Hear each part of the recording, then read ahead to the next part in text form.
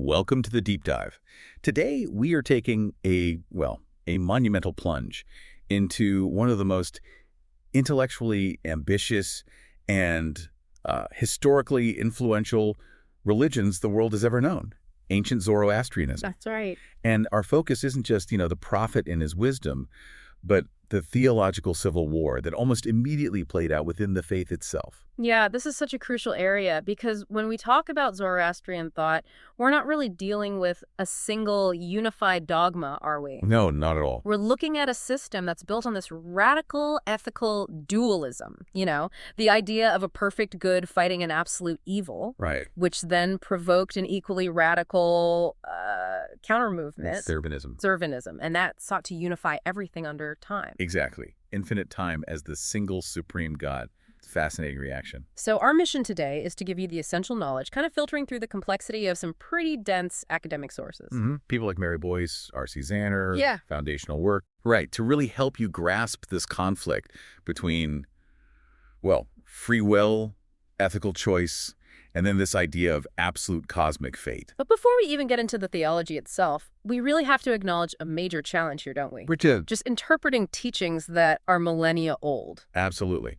The scholarship seems, fraught with difficulties. It really is. A lot of it comes down to external bias, historically speaking. Oh, so? Well, for centuries, you had Western scholars, particularly those, influenced by Protestant Christianity. All right. They approached the texts kind of looking for a mirror of their own beliefs.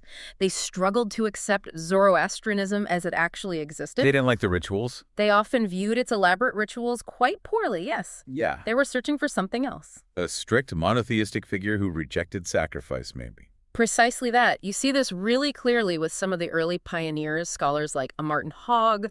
He was grappling with these bafflingly complex hymns, the Gathas, and he basically concluded that the prophet must have preached a simple, ethical monotheism that rejected all ritual. So he was kind of forcing the texts into a familiar box. You could say that. He was fitting them into a Western sort of anti-ritualistic framework. It made sense to him, but maybe missed the point of the original context. Okay, so if we can't fully trust some of those early interpretations, what's the key approach that our modern sources like Boyce and Zanner advocate? Well, the key insight really is that trying to understand these ancient Avestan and Pahlavi texts just intellectually millennia later, using completely foreign cultural standards. It's often a fool's errand. Right. You absolutely have to place considerable reliance on the living Zoroastrian tradition. The priests, the practitioners themselves. Yes. The faithful priests and practitioners are the primary interpreters. Their inherited knowledge, passed down for generations, is essential for making any real sense of those, frankly, baffling hymns. Okay, that makes sense. Let's step back then into the world that Zoroaster actually inherited.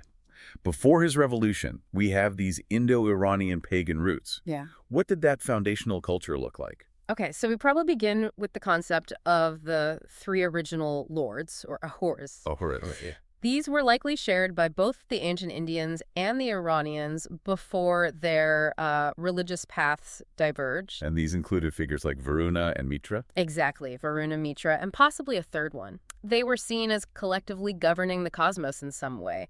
But, and this is crucial, even more powerful than them was this ancient, impersonal force that ordered everything. And that force is Asha. Yes, Asha in Avestan, or you might know it as Urta in Vedic Sanskrit. Right. And we really can't stress this enough. What? This was not initially a divinity to be worshipped. Not a god. No, it was a powerful impersonal principle. Think of it like the ultimate law of the universe.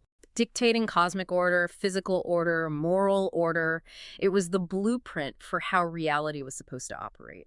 This idea existed long before the prophet personified it as a divine attribute. That sounds like a terrifyingly strict concept. Yeah. Like an objective moral physics running the universe. It's certainly rigorous. Now, socially, what was the hierarchy like in this pre-Zoroaster world? Good question. The society seems to have been fundamentally pastoral. It was typically organized into 3 classes, or castes. Like we see elsewhere. Yes, it's a structure you see across many ancient Indo-European cultures, including, interestingly enough, groups like the ancient Irish. Huh. And spiritually, The priesthood. Well, the priesthood was segmented. Zoroaster himself actually held the title of Zoroaster. Zoroaster. What does that mean? It meant he was a ritual priest, someone who actually conducted the offerings, performed the rites. Okay. And the Zoroaster sometimes operated in opposition to another figure, the Kavi. Often, yes, that seems to be the case, particularly in the Iranian context. In Vedic India, the Kavi was generally respected, seen as a seer or a mantic poet. Right. But in later Iran, the term Kavi often came to denote a princely adversary, a spiritual opponent, and sometimes a temporal one, too. Interesting shift. And how did the rituals work economically? Crucially, the ancient ritual economy was very transactional. Offerings weren't just happening constantly. Well, They were performed only at the command of a specific person, the Yajamana. the patron, essentially. Exactly, the person who paid the recompense, who commissioned the ritual. And because of this system, the priesthood didn't really rely on regular stipends yet. It was paid per job, basically, per request. That really sets the stage beautifully for a dramatic religious overhaul, doesn't it? Where a ritual priest, a Zoroaster, comes along and completely redefines the meaning of ritual itself. Precisely. Let's move into that revolution then. Section 1. The birth of strict ethical dualism, what we call Mazdian orthodoxy. Yes, and the revolution was absolutely profound. Zoroaster's core breakthrough was establishing Ahura Mazda as the supreme Ahura, The top lord. the absolute wise creator. That's what Mazda means, wise, the creator of all good things. So not just another god in the pantheon. Not at all. This was the single source of wisdom and bounty. And early interpreters, looking back, found this dualism, this complete separation of good from evil, to be even stricter than what you find preached by the Hebrew prophets centuries later. Wow. And this duality wasn't just an idea, it was baked into the fabric of creation itself from the very beginning. Exactly right. That's the central Mazdian theological concept. Yeah. The existence of two absolutely primal, co-eternal spirits. They exist from the very beginning. Co-eternal, so neither created the other. Correct. You have the bounteous spirit, Spentas, who later gets identified directly with Ahura Mazda, another name for Ahura Mazda. Right. And then you have the destructive spirit, Ahriman, or Ahriman, as he's often called. Ahura Mazda and Ahriman, good versus evil. Independent entities locked in this eternal opposition from the start. Neither created the other. And they made a fundamental conscious choice that defines everything. Yes. That conscious choice is the absolute core. The gathas, the hymns, give us that powerful quote. When these two spirits first met, they created both life and not life. Life and not life, so immortality and death. Essentially, yes. They established two opposing paths. One leads to immortality, paradise, eternal life. The other leads to death, existence under the earth, basically non-life. And all of existence, our existence, is caught in the middle. Exactly. Our entire human experience is situated right in the middle of this cosmic arena. We exist in the Manak, the spiritual world, and the Goti, the material world, and it's here that this ultimate choice has to be played out. So free will isn't just a secondary concept here. It's like the primary engine of the universe. It's what drives the distinction between the two spirits in the first place. Perfectly put, it is the engine. And since the good spirit, or Mazd, creates only good, Then anything bad. any malice, any sickness, any pain, it must come directly from the conscious malice of the destructive spirit, Ahriman. There's no ambiguity. Which makes Zoroastrianism, theologically speaking, incredibly optimistic about God, right? God is wholly good. Radically optimistic about God, yes. But, and this is the flip side, it makes it radically pessimistic about the current state of the material world. Because it's inherently polluted by Ahriman. Precisely. It's the battleground, constantly under attack. Now, Ahura Mazda, or Ormazd, he's not fighting this cosmic battle alone.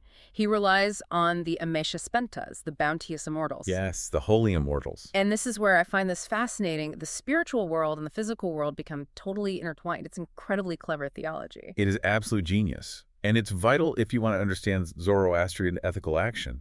The 7 members of this group, the heptad. Ahura Mazda plus 6 others. Right. They are simultaneously abstract concepts or virtues, and they are the guardians of specific aspects of the physical world. Okay, unpack that. How does that work? It ensures that every pious act, every good deed, has a direct, tangible, material consequence. Can you give us an example? Sure. Take Asha Vahita, This means righteousness, truth, or cosmic order. Okay, an abstract virtue. Yes, but Asha is also the guardian of fire. A fire? Yes. So by maintaining a clean, properly consecrated flame in your hearth, you're not just performing some empty ritual. You are actively nourishing and strengthening the very embodiment of divine order in the physical realm. Wow. Okay, another one. How about Kathratharvarya? This means dominion or the desirable kingdom. Also sounds abstract. It is, but it's the guardian of the sky and metals. It was identified with the hardest stones of the celestial vault, the firmament. So tending to metal, purifying it, working it, that strengthens God's kingdom. In a very real sense, yes. These aren't just symbolic connections. They're seen as actual causal links. You're strengthening dominion. That completely reframes daily life, doesn't it? Yeah. So tending to the earth, that's not just good stewardship. It's an act of devotion directed specifically at Spenta Armidi. She is the immortal of devotion, holy piety, and she is the guardian of the earth itself. So caring for the earth keeps it Spenta, holy. Exactly. That's the core of the Mazdian ethical framework. It weaves the spiritual right into the mundane, everyday world. When you keep the waters clean, you're serving Harvatat, the guardian of wholeness and waters. And caring for cattle. You're serving Vohumana, good mind, the guardian of cattle. Your daily actions have immediate cosmic theological weight. Okay, so with this new, very strict framework in place, what happened to all the old pagan gods? Did Zoroaster just, purge them completely from the pantheon? No, interestingly, the old gods didn't just vanish, but they were definitely placed into a strict new hierarchy. Subjugated, you could say. But some fared better than others. Definitely. One figure remained remarkably strong, Mithra. Ah, Mithra, Lord of the Covenant loyalty. Yes. And because his core functions, being a judge and overseer of contracts and truth, were so vital to this new ethical framework. He was kind of indispensable. Pretty much. He was little affected by the new doctrines. His more warlike aspect was simply embodied by an associate figure, Hamvarati or Velur. So Mithra was just too important for cosmic justice to be demoted. But what about the other great Ahura from the old days, Varuna? Ah, yes. The ancient Ahura, Varuna. He was often identified with Apam Napat, the Lord of the Waters. What happened to him? He suffered a major eclipse, a profound demotion, really. Zoroaster effectively stripped Varuna of his creative functions. Took them away and gave them to. Transferred them directly and exclusively to Ahura Mazda. We see this in how epithets change phrases like, who created men, who shaped men, which might have once applied to Varuna and now belonged only to Mazda. So Varuna survived, but diminished. Greatly limited. He survived mainly just as the god of the waters. That feels like some pretty calculated theological editing going on there. Did Zoroaster offer a justification for taking Varuna's creative power and giving it solely to Mazda? Oh, absolutely. The theological justification was straightforward from his perspective. Which was, if Ormazd is the sole wise creator of all good things, then he must be the source of all creation. Full stop. assigning creative power elsewhere would dilute his supremacy. Exactly. It would dilute his absolute goodness and supremacy, and potentially it could open a conceptual gap for Ahriman, for evil, to exploit. Okay. And the rest of the old divine beings, the lesser gods. They were generally acknowledged, but only as powerful cooperative entities. They became the Yazatas. Yazatas, meaning? Ones worthy of worship. They became powerful helpers, collectively aiding the good creation, but always under Ormad's absolute command and dominion. This really sounds like a beautifully coherent system. Stern, maybe, but coherent, ethical. It is, very much so. But here's the problem, isn't it? The problem with perfect dualism. Humans. We always seem to seek a unified source. That drive for unity is powerful. So, if Ormaz's good and Ahriman evil are these perfect co-eternal twins, the fundamental question just begs to be asked. Who or what is their father? Precisely. Right. And that question leads us directly into the rise of Zurvanism, which is section 2 of our deep dive. Reaction. Zurvanism was the theological counter-revolution, you could call it, driven precisely by that human compulsion to find a single, ultimate godhead behind the duality. And so they elevated. They elevated Zurvan, infinite time, or Azama. Time itself. Yes, to the supreme primordial position. Zurvan precedes everything, including the two great spirits, Ahura and Ahriman. He is the source. Okay, this is where it gets really weird. This elevation leads to a cosmogonic myth, a creation story that seems to completely undermine the Mazdian ethical framework. It absolutely does. We're talking about the myth of doubt, right? preserved in accounts like that of the Armenian writer Esnik of Kolb. Tell us that foundational heresy. It is the central and, frankly, shocking Zurvanite myth. Zurvan, infinite time, desired a son or Mazd who would create and rule the universe. Okay, so far so good. So Zurvan began sacrificing for 1,000 years to bring this about. But here is the crucial moment of theological fracture. Yes, after 700 years, Zurvan began to doubt. He wondered, is this sacrifice actually working? Is this whole ritual effective? And that single moment, that fundamental flaw in the ultimate source, a lack of perfect faith in his own ritual, was enough to corrupt reality. Exactly. That fleeting moment of doubt immediately brought Ahriman, the destructive spirit, into being within the womb alongside Ormazd. Wow. So evil wasn't born from an independent primal choice? No. In this Zurvanite view, evil was born from the flaw, the doubt within the supreme divinity's own intention.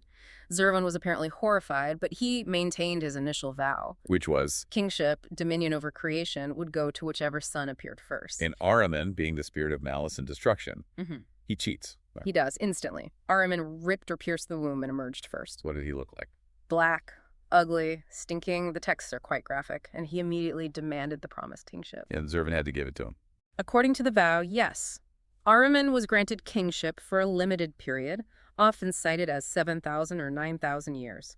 Ormazd, born second, pure and bright, was only given the barsum. The barsum? What's that? It's the bundle of sacred twigs used in ritual. It represents priesthood, spiritual authority, ritual power. So the material world gets temporarily handed over to the flawed, evil, but technically firstborn son, Ahriman, while the good son, Ormazd, gets spiritual authority. That's the Zurvanite setup. The world is ruled, for a time, by the consequences of God's own doubt. Which makes this an incredibly deterministic system, doesn't it? If Zurvan, time, is the ultimate source and apportioner, what does that make him the god of in practice? Zurvan becomes the god of destiny and fate. The Pahlavi word is bait.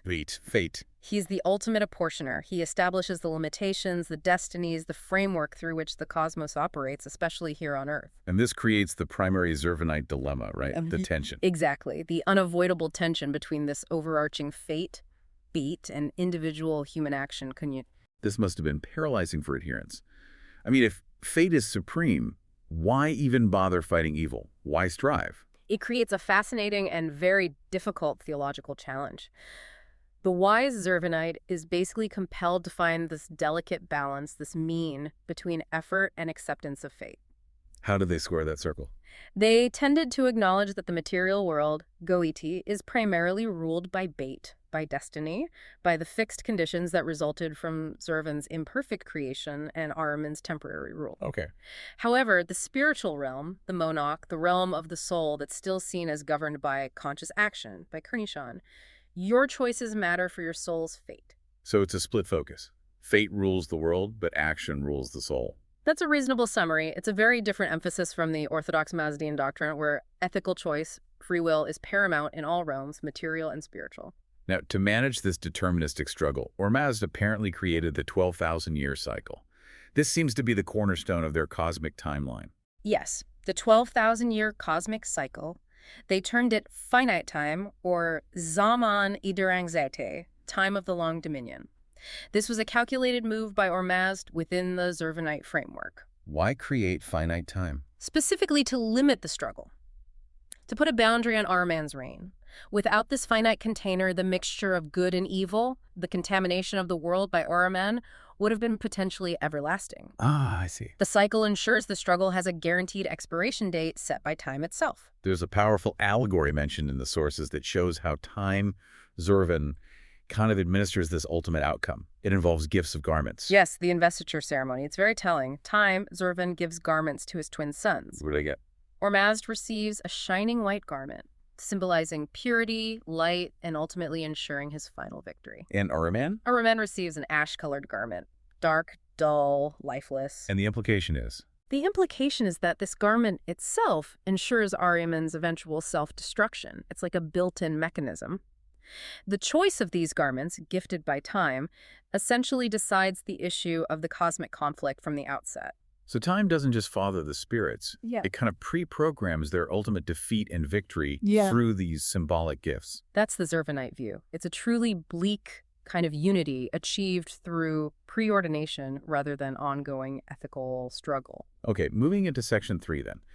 We start to see how Zurvanism embraced elements of, well, a moral power and even chaos, which seems to reflect the nature of this indifferent time god, Zurvan. That's right. The Zurvanite Magians, the priests, regarded space Ve and time, Zurvan, as the two absolute prime principles of all existence. Space and time. Yes. And what's significant here is the cosmology they developed. The firmament, the sky, called the sphere, Yes. is often conceptualized as being the actual material body of Zurvan. The universe is God's body.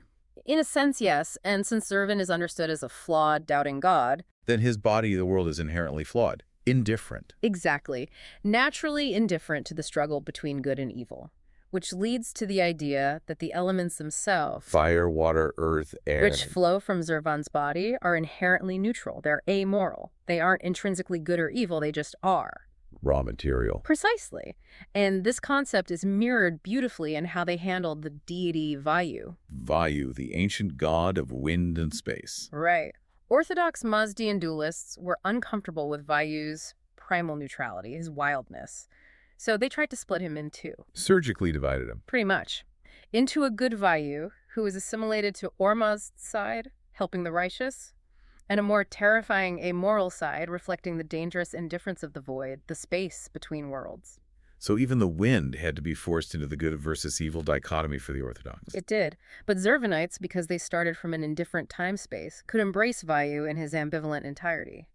They often describe him alongside Zurvan as the Lord of the Long Dominion during Sate. So Vayu remains independent. An independent, powerful, amoral entity that exists somewhat outside the strict moral dichotomy that governs Ormazd and Ahriman. This brings us to the demons that seem to drive Ahriman's destructive efforts, particularly Az and J. They sound like typical concepts of sin, maybe, but the Zurvanites gave them a really unique, almost self-destructive function within the cosmic plan.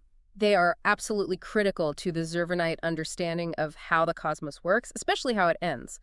Az is the demon of concupiscence. Concupiscence. Like lust. Lust, yes, but also insatiable desire, greed, and most powerfully in Zoroastrian thought, gluttony, an unending, voracious craving. So Az is the engine driving Ahriman's creation, compelling the mixture of good and evil. She is the driving force, yes. She keeps the pot boiling, so to speak. Mm. But, paradoxically, Az is also the ultimate mechanism for Ahriman's downfall. How does that work? How can the driver of evil destroy it? Because her nature is pure insatiable consumption. Az is destined, at the end of the 12,000 years, to devour Ahriman's entire evil creation, everything he corrupted. She eats it all. Yes. And then, in her final act of insatiable hunger, having consumed everything else evil, she will turn and devour herself. Whoa. Thus ensuring the final triumph of good. Not through a final battle, necessarily, but through the intrinsic, self-cannibalizing nature of chaos and insatiable desire when time runs out. It's like a brilliant but incredibly dark theological trap set by Zurvan by time itself. Exactly. Evil contains the seeds of its own destruction, embodied by Az. Okay, now we come to the part of the Zurvanite heresy that seems to have caused the most severe friction with orthodox Mazdian ethics. We're talking about the creation of the sun and moon and the fall of man, which involves this infamous incest myth. We should probably handle this carefully. Yes, this is definitely a major point of contention, a profound anomaly that Orthodox Mazdians utterly reject as blasphemous. So what's the heretical Zurvanite myth? The myth claims that Ormazd, the good spirit, in order to create the sun and the moon, the great luminaries, he had to have intercourse with his own mother and his own sister. Wow. Okay, that fundamentally portrays Ormazd as, well, imperfect, engaged in acts that Mazdians would consider deeply sinful. Absolutely. It shatters the image of the holy good creator. Why? Why would they invent a myth that seems to sanction incest, which I believe was known as Kafatvadatha? That's the term, yes. Kafatvadatha, meaning literally self-marriage or marriage between close relatives. The sources, like Zaner, suggest this myth was possibly invented or at least promoted by certain Magian groups precisely to sanctify the practice of Kafatvadatha. To give religious justification to a social practice. It seems likely some groups practiced or tolerated close-kin marriage, including sometimes sibling or even parent-child unions. The theological justification spun around this myth was that by engaging in this act, Ormazd was somehow recreating the primordial creative coupling of time itself, necessary for the continuation of cosmic creation. So it was framed as an act of cosmic piety by the adherents. By those specific groups, potentially yes. An act of recreation, even though it was a profound ethical violation from the orthodox perspective.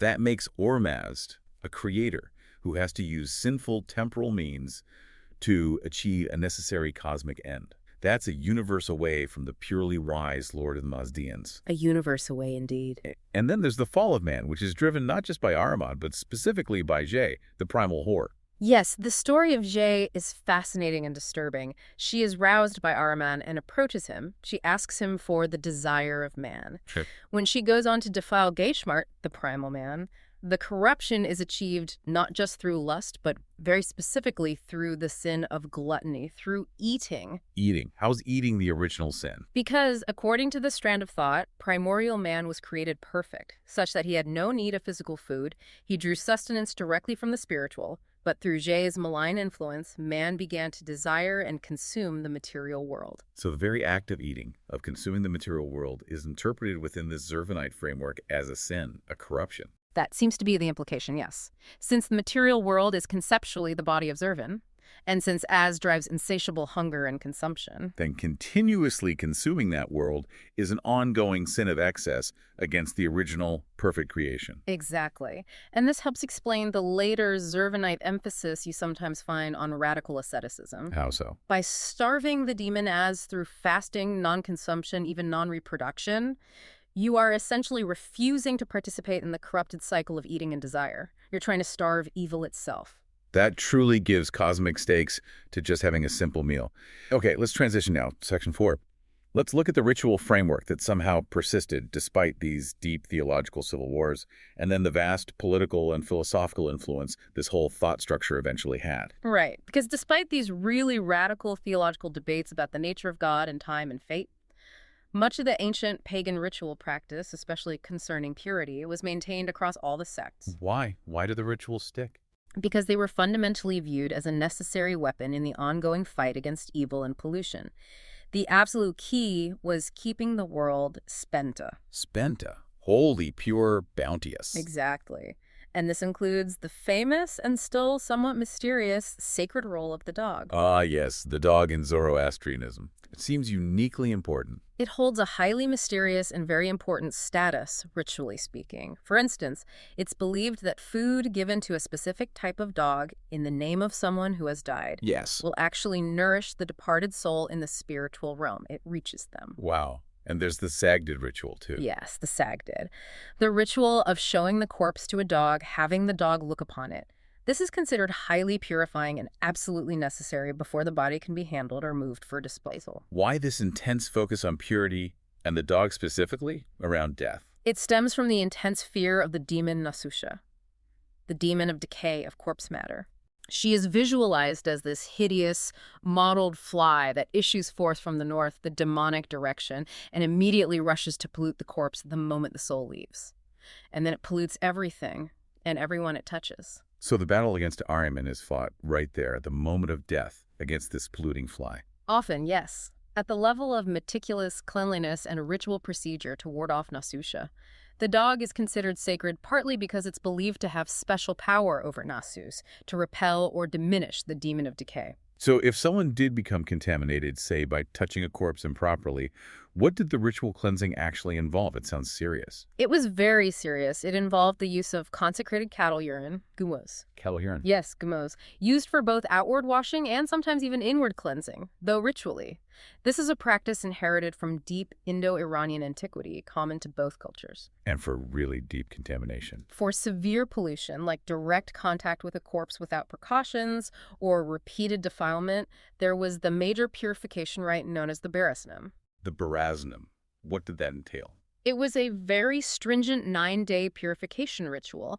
It involved extensive washing with guvurs and water, prayers, segregation, and contact with a priest using ritual implements. It was a major undertaking. Now, this intense focus on ritual correctness, unfortunately, our sources say it led to some later practices that seem to fundamentally violate Zoroaster's core ethical message. Yes, this is where you really see the tenacious inertia of ancient folk religion, maybe, reasserting itself against the high ethics of the prophet's original teaching. What kind of practices? The later and apparently quite problematic practice of compounding sins or procuring vicarious purification through money payments. Vicarious purification, like paying someone else to be pure for you. Or paying priests to perform rites and say prayers that could supposedly counterbalance your past wrongdoings, or ritually aid the souls of your dead relatives, regardless of the choices those individuals actually made in life.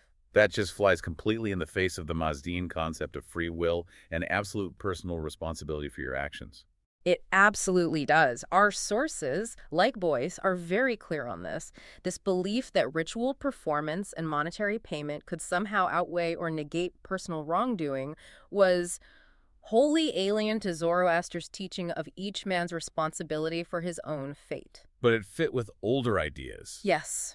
It was, however, deeply in accord with much older pagan traditions of caring for the souls of the dead through offerings, and that transactional nature of religion we talked about earlier, the idea that you could pay for spiritual services. So that tension between radical personal ethics and the comfort of transactional folk religion played out right there in the ritual marketplace. Fascinating. Let's pivot now to the political history and the enormous philosophical impact this whole system had on the wider world.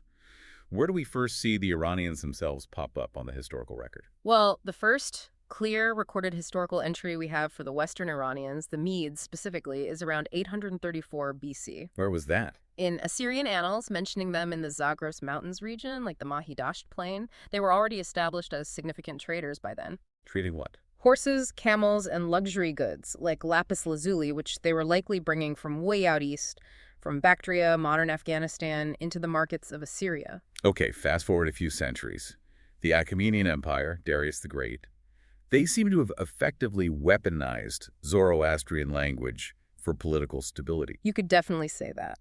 Darius I, in his great inscriptions like Behistun, explicitly claims to act as the champion of right, Asha, against falsehood, the Druj. He's framing his political battles in cosmic terms. Absolutely.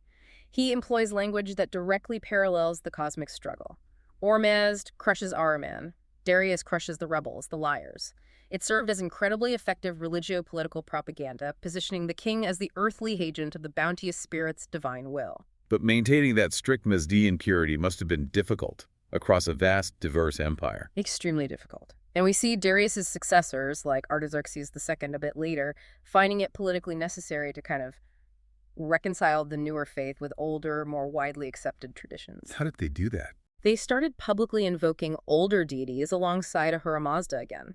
Specifically, Artaxerxes II mentions Ahura Mazda, Mithra, and the popular water goddess Anahita together in inscriptions. A kind of official syncretism. Essentially, yes, recreating a sort of imperial trinity to keep the diverse populations of the vast empire feeling included and unified under the throne. The political influence is clear, but the philosophical impact seems to have traveled much further west, even permeating Greek philosophy, particularly Plato's later work. This is one of the most stunning examples of intellectual cross-pollination in antiquity, I think. How did it happen? Primarily through contacts like the mathematician and astronomer Eudoxus of Cnidus. He traveled extensively in the Persian Empire, was apparently fascinated by the Magian priests and their wisdom. Plato himself was said to admire Zarathustra. And what specifically was the idea that got transferred? What did Plato pick up? It seems to be the concept of a proactive, dedicated cosmic evil, a force actively opposing the good. How was that different from previous Greek thought?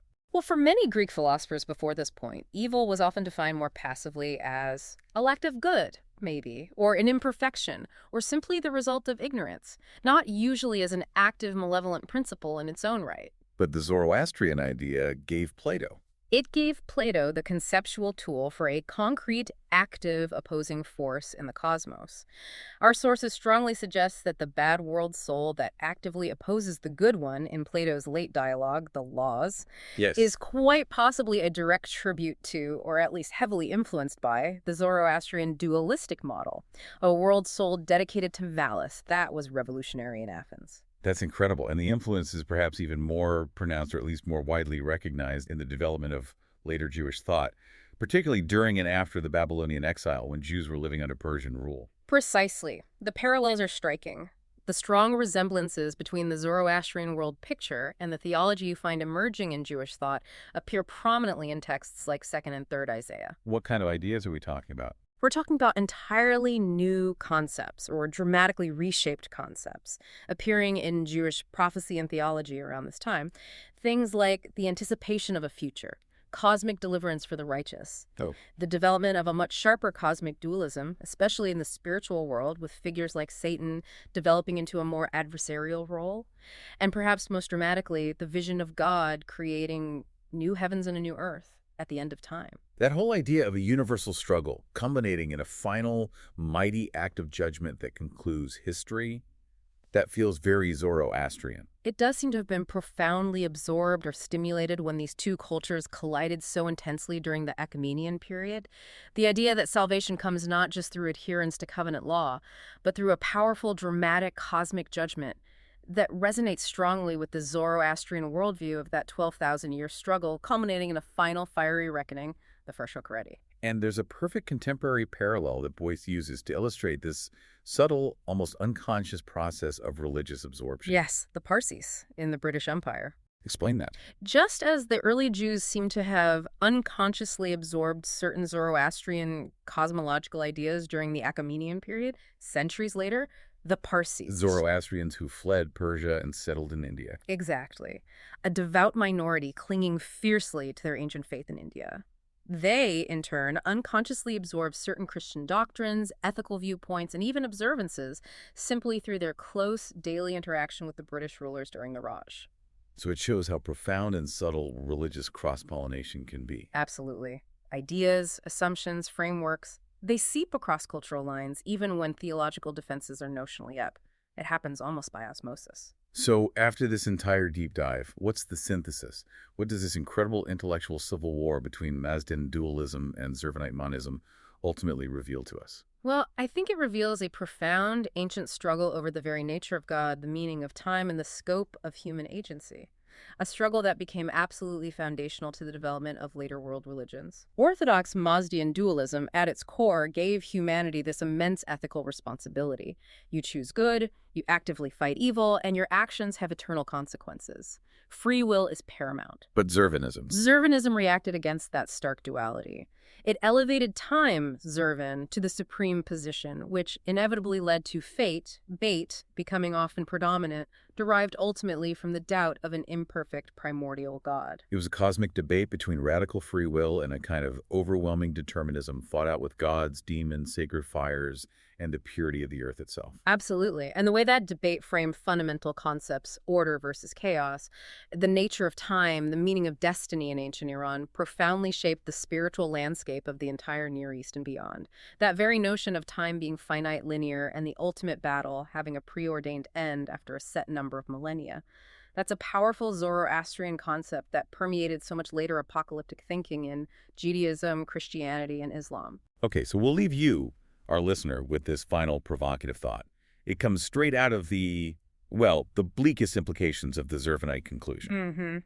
If the material world is indeed merely the physical body of Zurvan, an imperfect, doubting God, and if our actions within it are largely foreordained, constrained by that 12,000-year cycle and Ahriman's temporary rule, then what might the highest spiritual calling actually be? If the continuation of life, both human and animal, through eating and reproduction, fundamentally feeds the demon as, the principle of gluttony and concupiscence that drives the corrupted world, Then perhaps cessation becomes the goal.